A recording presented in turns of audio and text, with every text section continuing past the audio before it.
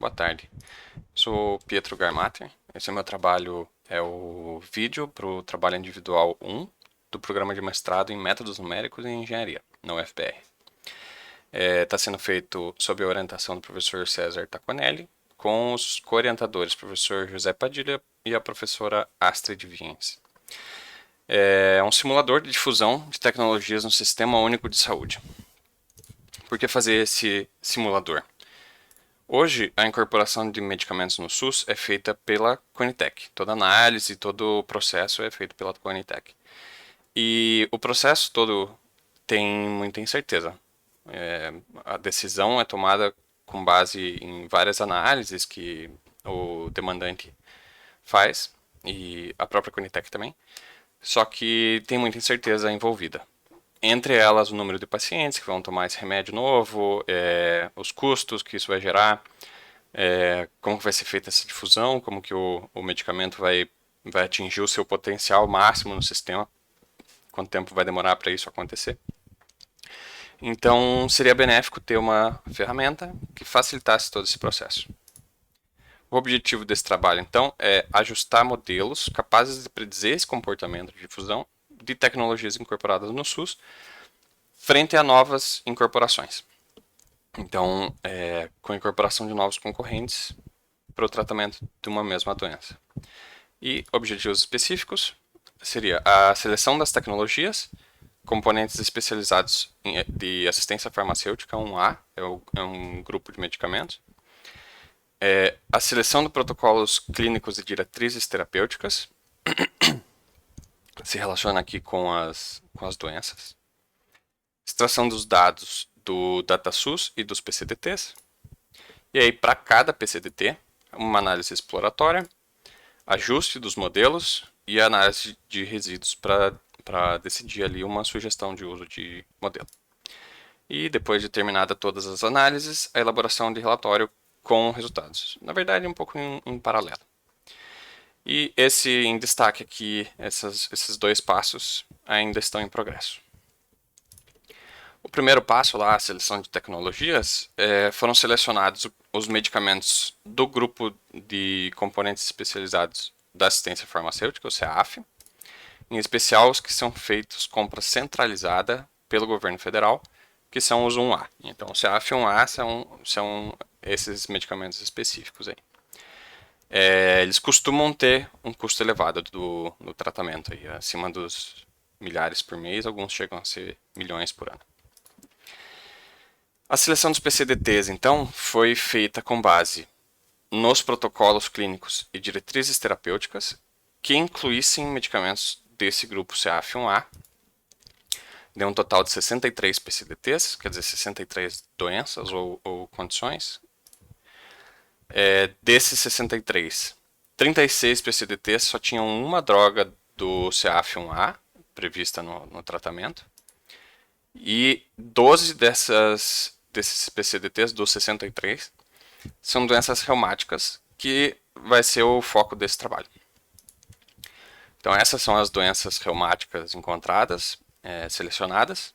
Em roxo, as que já foram feitas as análises, não totalmente reportadas ainda, mas estou trabalhando nisso. E em cinzas que ainda faltam analisar. A extração de dados, como que foi feita? Primeiro, o DataSUS, os dados de produção ambulatorial e de autorização de procedimentos ambulatoriais são colhidos nos postos de saúde, onde é feita a dispensação, armazenados no DataSUS em arquivos separados por unidade federativa, ano e mês. Então tem dois exemplos ali embaixo de como que é feita essa nomenclatura dos arquivos, que foi importante para fazer a extração dos dados.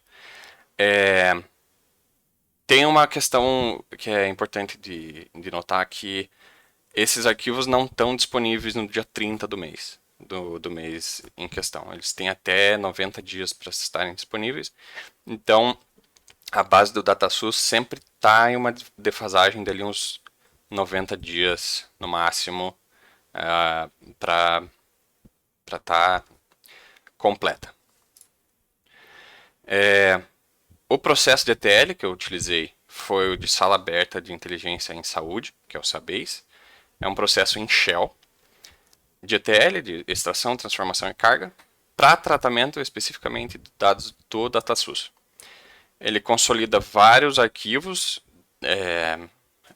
extrai esses arquivos de um protocolo FTP do DataSUS, baixa eles no computador, junta ali informações de uma forma unificada e com ele modifiquei um pouco ele ali para ele trazer esses dados em forma relacional para dentro de um banco de dados relacional tabular, que foi escolhido o Postgres. Então essa base de dados foi criada na minha máquina do pessoal mesmo.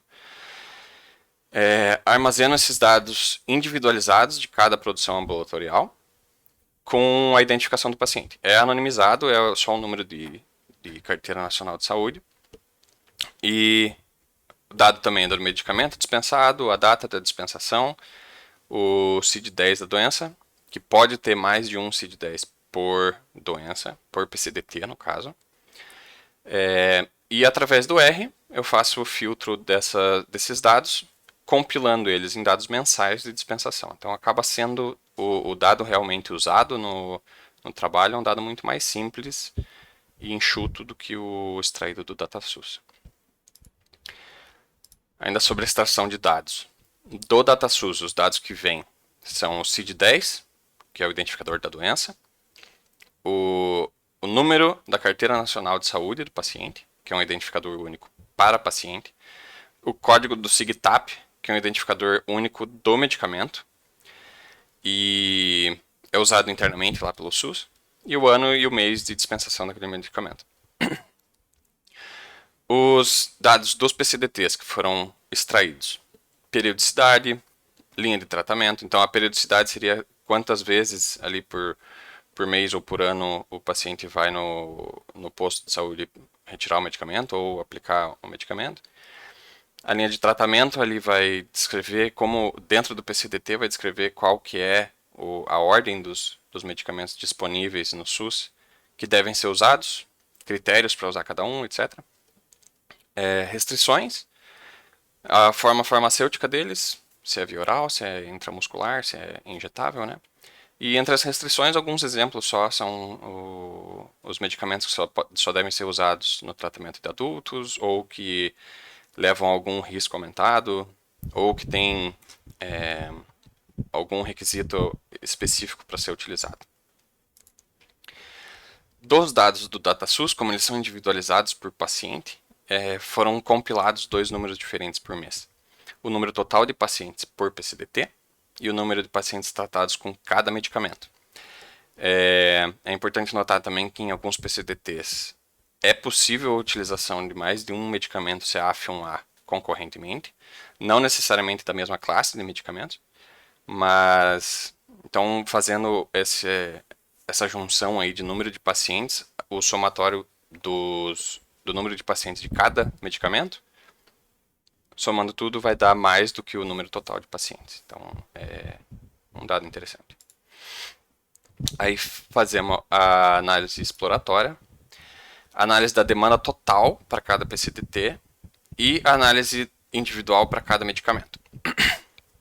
O que consistia essa análise? Avaliar a média e variância para ver se dá para usar a Poisson no GLM para essas séries. Análise dos gráficos temporais e das funções de autocorrelação, tanto a função de autocorrelação, a FAC, e a parcial, a FAC-P. Periodograma acumulado, para avaliar se existe componente sistemático a ser modelado, e a série, pelo menos a diferenciada, não se trata de ruído branco, não é uma série aleatória. Um teste de Young Box tem o mesmo propósito do periodograma acumulado, mas eu utilizei em conjunto ali para dar um pouquinho mais de assertividade. Análise de possíveis relações entre os dados, em especial para os medicamentos, para ver se existe alguma relação entre a periodicidade, entre a linha de tratamento e a tendência, ou qualquer uma das variáveis que eu já citei. Se tem relação entre elas e se tem relação com a tendência de número de pacientes. Aqui alguns exemplos de gráficos. À esquerda, a série temporal, a FAQ e a FAQ-P são para artrite reumatoide e o periodograma também para artrite reumatoide. Essa linha escura do periodograma à direita, fora do intervalo ali, indica que realmente tem componente a ser modelado. E a FAQ-P, aquele comportamento ali específico, se replicou para várias das séries e indica que o processo gerador dessas séries é possivelmente um processo autorregressivo com um parâmetro. E foi feito em seguida o ajuste dos modelos, tanto para medicamentos quanto para demanda total. Foi avaliado o ARIMA 1.0, que seria autorregressivo com um parâmetro, um ARIMA selecionado especificamente ali pelo método Stepwise da biblioteca. A biblioteca que eu utilizei foi a FPP3. Além desses ARIMAs, também ajustei suavização exponencial de Holt e suavização exponencial de Holt com os erros multiplicativos. Modelos lineares com componentes temporais, o TSLM, e um GLM em função do tempo. Para os medicamentos especificamente, deu para fazer modelos lineares com erros ARIMA, então seria um modelo linear tentando achar relações entre as variáveis que descrevem ali cada medicamento no PCDT, e modelando os erros desses modelos lineares com o ARIMA. Uma decomposição em trend e remainder, entre tendência mais o restante, e a modelagem independente desses dois componentes, e uma modelagem experimental da diferenciada da tendência usando um LM. O propósito desse modelo experimental foi de tentar identificar a relação entre as variáveis dos medicamentos, como um todo, não um modelo para cada medicamento, a fim de entender, independente do tempo, se existe relação real ali se algum tipo de medicamento se destaca na hora da tendência, ou como que o número de concorrentes influenciaria essa tendência para cada tipo de droga. O GLM a gente não conseguiu fazer a distribuição Poisson, por causa da média da variância nunca serem iguais. E modelos lineares simples ou multivariados não foram ajustados nesse projeto.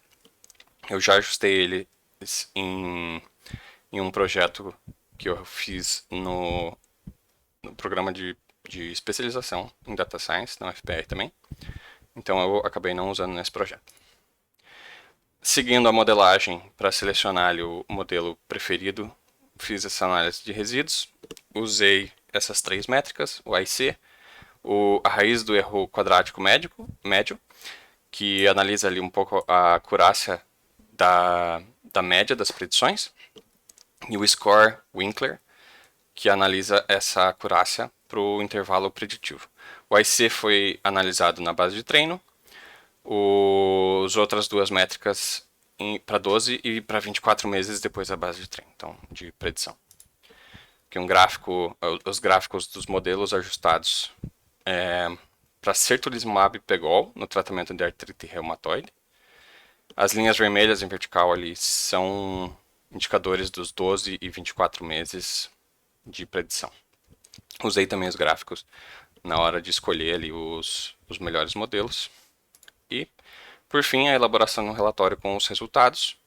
Vai ser escrito ainda esse relatório, estou fazendo em paralelo com algumas análises, descrevendo os métodos empregados, os modelos recomendados para cada tecnologia, para cada PCDT, vantagens, desvantagens, motivo da sugestão de cada uso, e, enfim, as referências usadas para esses slides. Muito obrigado.